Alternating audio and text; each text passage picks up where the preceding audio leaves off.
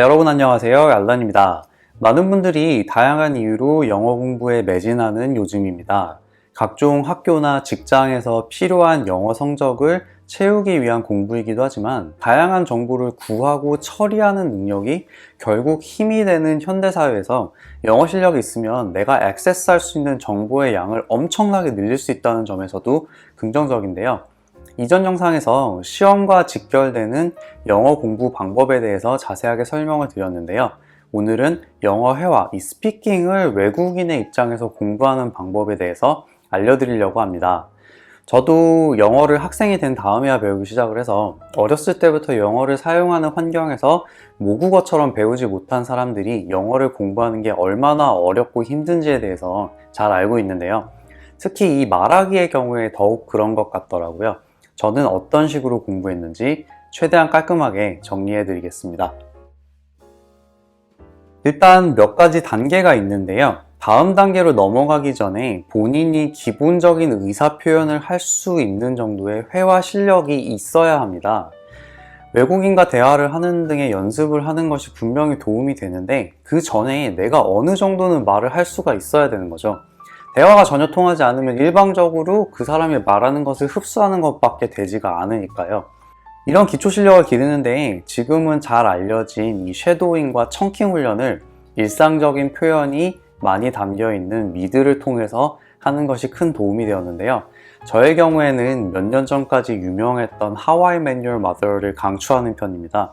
특별하게 전문적인 내용은 없으면서 일상적으로 친구들 사이에서 일어나는 주제를 다루기 때문에 실제 회화에서 사용하기에도 아주 유용한 표현들이 많은 편인 것 같아요. 그러면 이 드라마를 어떻게 공부를 해야 하느냐? 먼저 드라마를 우리말 자막으로 한번 보세요. 영어 자막만 보고 무슨 뜻인지 정확하게 알기가 어렵기 때문에 일단 전반적인 흐름과 내용 파악을 위해서 한글 자막과 함께 드라마를 봅니다. 이 드라마가 한 편이 한 20분 정도로 짧기 때문에 집중해서 보면 전반적인 내용과 흐름이 기억에 남을 거예요. 그 다음에 영어 자막으로 해놓고 똑같은 드라마를 다시 보세요. 영어 자막을 보면서 무슨 뜻인지 가능한 한 바로바로 파악할 수 있도록 하고 이해가 되지 않는 문장은 한글 자막으로 확인하면서 어떤 뜻을 전달하는 데에 어떻게 표현을 하는구나를 이 매칭을 시켜주는 거예요. 이 과정에서 중요한 게 하나 있는데요. 바로 이 한글 번역 자막이 정말 믿을 만한 번역인지를 잘 확인하셔야 돼요. 특히 인터넷에서 자막 번역 커뮤니티 같은 데를 통해서 온 자막들은 생각보다 번역이 잘못된 경우가 많더라고요. 그러니까 정식 방송사 등을 통해서 번역된 믿을 만한 자막을 통해서 매칭 작업을 하는 게 좋습니다. 그렇게 매칭을 시켜보면 일상적인 대화에서 많이 사용할 것 같은 표현들이 보일 거예요.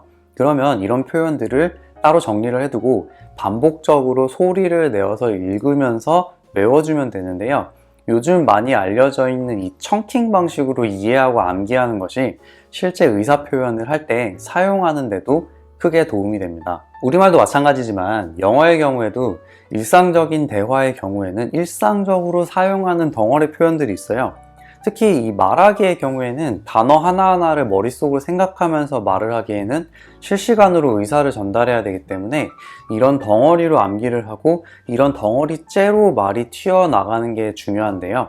예를 하나 들어볼게요. 실제로 이 How I Met 드라마에서 나온 대사인데요. 여기서 붉은색으로 표시한 구절들은 영어에서 정말 흔하게 사용되는 표현이고 이 구절 자체를 거의 항상 통으로 쓰고 단어 조합이 바뀌는 경우도 거의 없는 표현들이에요. 이런 것들은 그냥 통째로 입에 있게 No questions asked, the love of my life 이거를 반복적으로 소리내어서 외워줍니다. 이렇게 유용해 보이는 표현들을 노트에 정리를 해주면 수시로 보면서 문장 성분들을 바꿔가면서 소리를 내보세요. 예를 들어서 ask Lily to do anything은 Lily와 anything 부분은 필요에 따라서 바뀌어야 되겠죠. 이런 훈련을 통해서 일상적인 표현을 충분히 암기했다 싶으면 사실 영어 말하기를 가장 빠르게 늘릴 수 있는 방법은 제대로 된 영어를 구사하는 친구들과 최대한 시간을 보내면서 노는 거예요.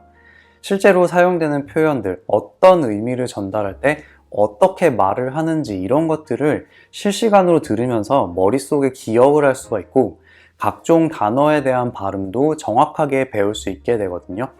그러니까 유학을 나와서 이 스피킹 실력이 빠르게 늘어난 친구들을 보면 거의 대부분 정말 미국인 친구들과 대부분의 시간을 보내면서 소위 잘 놀았던 친구들이었어요. 그러니까 한국에서 공부를 하신다면 이런 기회를 찾기가 쉽지 않을 수도 있지만 이태원 등의 장소에서 최대한 이런 기회를 활용하시기를 추천드립니다.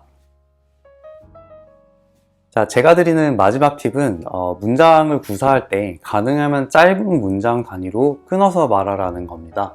저도 그렇지만 영어가 모국어가 아닌 사람이 영어를 구사하려면 어쩔 수 없이 어느 정도는 머릿속에서 생각하는 작업이 필요한 것 같아요. 긴 문장을 한 번에 말을 하려면 이런 생각이 복잡하게 꼬이면서 더욱 더 말이 이상해지는 것 같더라고요.